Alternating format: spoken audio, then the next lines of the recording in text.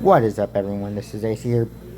We have a radar indicated tornado warning in Tennessee, along with 4 severe thunderstorm warnings, Tennessee and Kentucky, 1 flash flood warning, Virginia, and 2 special weather statements for Kentucky, and it looks like Indiana.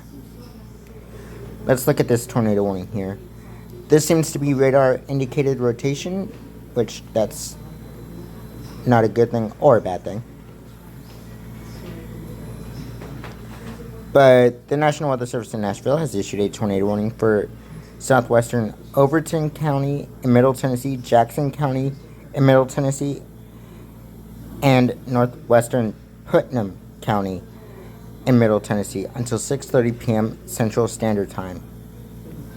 This was issued at 5:55